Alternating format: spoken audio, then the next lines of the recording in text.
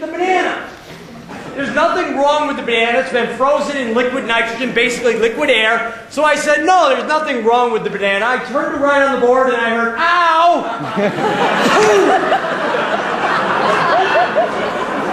The student had taken a piece of banana at minus 196 degrees Celsius and popped it into their mouth. At which point they realized just how cold that is, and they spit it into the hair of the people in front of them. Now, a few years after that, after hearing that story, a student did the same thing with a grape. Now, the difference between a grape and a chunk of banana, a grape has a smooth surface. And so it immediately froze to his tongue. It froze to his tongue and it stayed frozen to his tongue.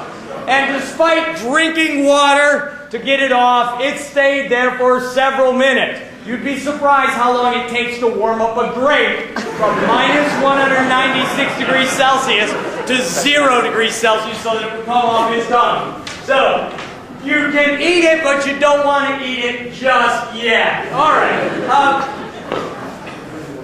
Okay, what's the difference? Suppose we do this with a racquetball. Suppose I were to take a racquetball and dip it in my liquid nitrogen. What would the difference be? I'm going to take that. Let me wedge that down in there for a second. While that's going on, do we have more liquid nitrogen?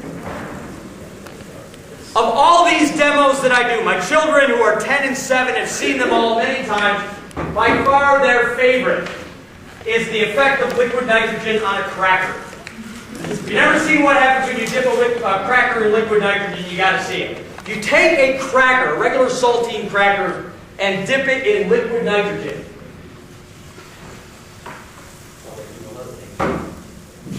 dip it in liquid nitrogen. I'm going to hold that down in there for a minute. Let it get good and cold. Show you what it looks like when it comes out. Now, my cracker is getting down to liquid nitrogen temperatures. When I pull my cracker out, you will notice that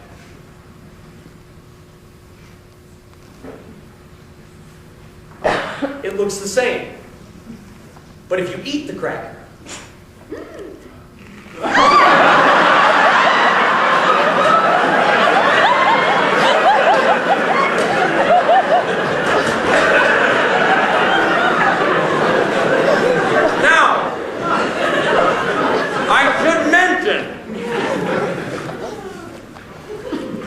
your salivary glands do not work at minus 196 degrees Celsius. So eating the cracker is like eating couch stuffing. Anyway, all right.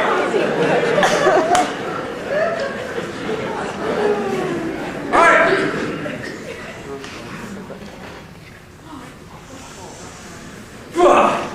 Holy cow. After an hour of this, that's more work than you might think. All right, so if I take something like a balloon,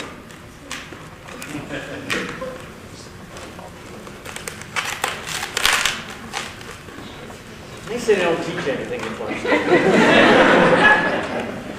All right, ladies and gentlemen, Fifi the Wonder Poodle. Oh, wait.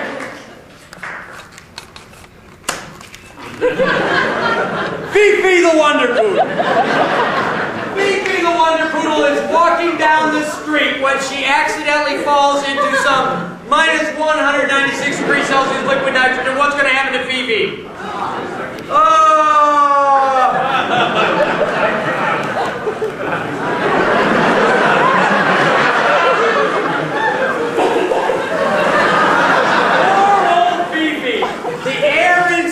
Fifi condenses, shrinks with temperature, and so when she's in minus 196 degrees Celsius, she shrinks. But when she warms back up to room temperature, Fifi returns. They don't call her Fifi the Wonder Poodle for nothing. As many times as Fifi happens to fall into the liquid nitrogen, Fifi will always return. Fifi the Wonder Poodle, ladies and gentlemen. All right. Now,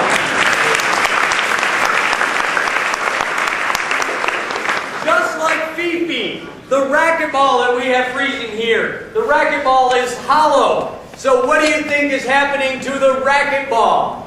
Well, the racquetball should be trying to shrivel up, but because the walls are too thick, it cannot shrivel. Vacuum inside the racquetball. If I try to bounce the racquetball, what do you think is going to happen?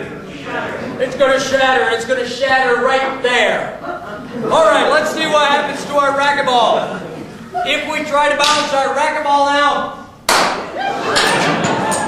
our racquetball shatters. It's frozen solid and has a partial vacuum inside. Oh, before I forget, my Super Ball.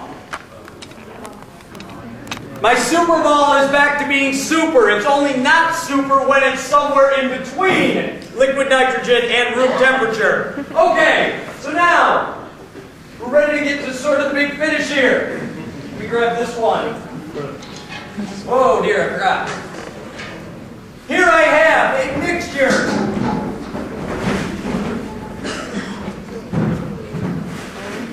A mixture that contains, what do I do here at the top? A mixture that contains some milk, some cream, some sugar. Before I do this, I would be remiss if I did not introduce Danielle. Danielle is a senior biology major. She has helped me out immensely in getting this show ready today. She has gone out, she has arranged all the material, she has prepared all the setup, she has put it all together, she dragged it all up here. She's helped me with the show, and most importantly, she's going to clean it up when we're done.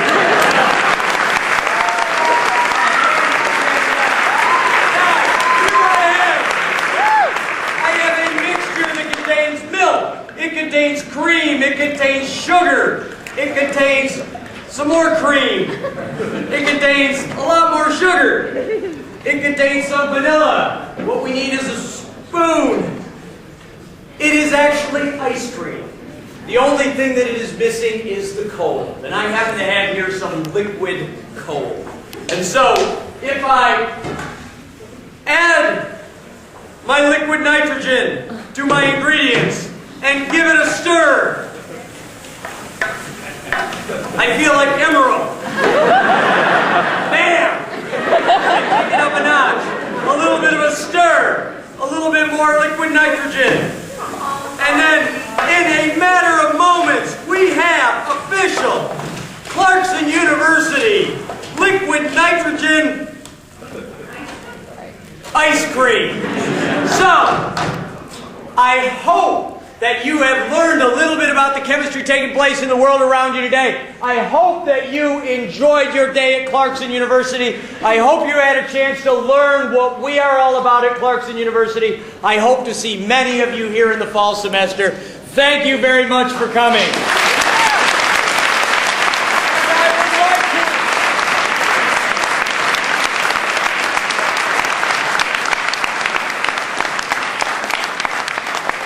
I'd like to invite as many of you as possible to come down and join us in a little bit of Clarkson University ice cream. Thank you for coming. Come on down. We're going to serve